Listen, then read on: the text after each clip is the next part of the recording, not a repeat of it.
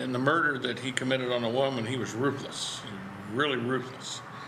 And for whatever reason, I call an individual doesn't change their spots. This is a malfactor. So let's look into him. Well, we spent many hours at the council meeting in Genoa, Jim Harpin and I. In fact, we hung an effigy over their balcony of Spitzer and had his name on it, so forth, just to irritate him. But we found out that the federal agent that worked with it was a guy by the name of Bill Raccia. Well, Murray got me in touch with Raccia, and we met at Murray's at his house or his apartment on a Sunday morning. And Raccia was prim and proper, as all FBI agents are, polishing his gold ring and so forth. I shouldn't make light of that, but it kind of tickles me. And he was free with the information. He solved this crime. And I asked him, I says, well, Bill, I says, in all due respect, that was George Steinberg's case, wasn't it? And he hesitated for a little bit, and he says, well, yeah, Steinberg out of Sandusky. I said, yeah, wasn't that his case? Yeah, but I did all the work. I says, you did all the work. I says, you got a conviction on a mentally retarded kid that couldn't even defend himself if he wanted to. I said, I don't think that that's quite the whole story. But anyways, you got a conviction. I said, you know, in your report, you say that her body was found in the middle of the woods. I said, do you ever put in there that the grass in the late summer was only about 6 inches high? It was fresh and green? No. I said, how in the heck, who told you that she was there? He said, well, Spitzer. I said, how did he find out? I says, when you went out there was nothing left. I said, her body was gone, it was burnt. He says, oh no, she decomposed. He said, I never put anything in my records that she was burnt. I says, well, you got me there. But I said, you did put in your report there were 2 5-gallon gas cans within 20 yards of her body that were empty, did you not? He says, well, where's this gone? I says, where it's gone is, she was torched. I said, you either got to be the luckiest or the stupidest FBI agent I've ever seen in my life. He says, why is that?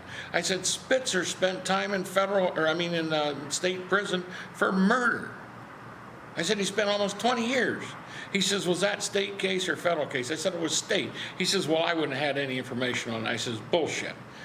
I said, it's on NCI and it's on Interpol. He says, well, you can't get those. The next day I produced the documentation, I had it.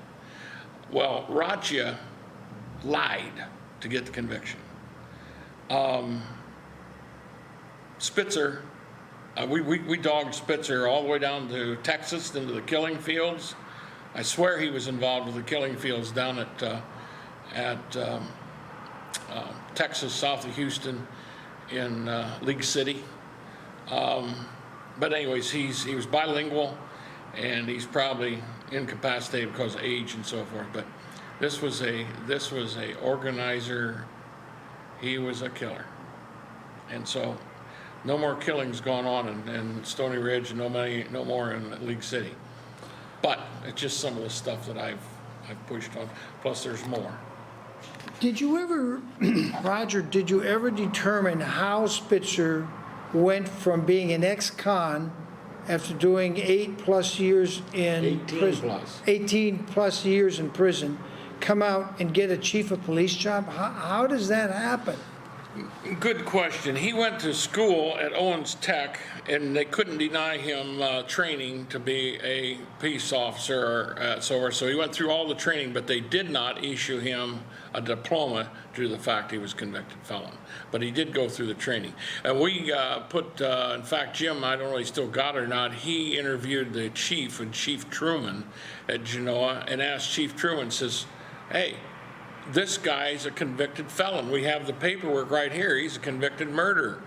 And on camera, Truman says, yes, but he's self-rehabilitated himself. Wow. On camera. On camera, he said that. And the city council hired him Yes. knowing he had murdered somebody. Yeah. Did you ever ask the city council what were they thinking? we took up camping in the city council. We were a pain in there. You know what? We asked them all sorts of,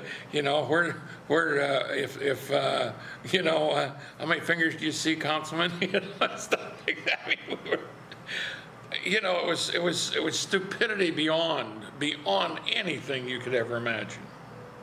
The only thing I can say is that her father, Debbie Vine's father, had a gambling habit, and we feel that this was a message that someone had sent that he should pay his gambling debt. So it's back to the old mob type rule. But these people are no morality at all. None. That's the problem. And they scare, if you got a family and so you're not going to want to fight some of these folks. I get it. Well, Roger, do I have your permission to publish and republish this interview? Sure. You want to send flowers to my funeral? No, we've pretty much documented. There's 3 times now we can prove. The lightest one would have been the 4th one. I was in a horrific accident, broke my back. Didn't stop me. Within 70 hours from the accident, I got up and walked out of the hospital with a T8 fracture, total fracture. Doctor said it's impossible. Can't do that. I did it. No pain medication. None. Refused it. I'm just, like my daughter says, I'm just plain tough. So I don't know whether that's true or not, but this is what happened. Does he appear to be plain tough to you, Mr. Bell? He's seen some of the results. You see, we go back so far that the first time I met him, I was serving a judgment out of municipal court to take a couple autos, and I got sent down to meet the bailiff in front of his shop, and there's Roger with his holster and 6-gun on his hip. 41 Magnum. And I never said a word about it. Just went on about my business and called records, and Roger just stood there, and Yes. we did business, and that's the way it always has been. So Yes. I don't perceive him like a normal, somebody that meets him. All these stories that he's told, I wasn't aware of virtually 99% of them until the last couple years, So I didn't know Roger's undercover history at the time I was an officer. Okay. Do I have your permission to publish your Sure. interview? Yeah. And republish it? All right. Well, that's it. I'm here with retired Officer Bell and Roger Tanner, a man who really just wanted to be a private businessman and make dune buggies or something. And we've got the images of those dune buggies of him back in 1970. And it's just amazing what some people have to do to overcome the criminals in office, the criminals we put in office. We allow them to hold office because too few people are willing to do anything to change it. I hope this has given you some second thoughts. William Wagner here from the Midwest. That's a wrap. And here we are, people, back live in the studio. And it's no longer August of 2015. It's December 18th of 2015. And Roger and I were just having an off-camera discussion, which is why you saw the light change, because that discussion went on for about an hour, if I remember rightly.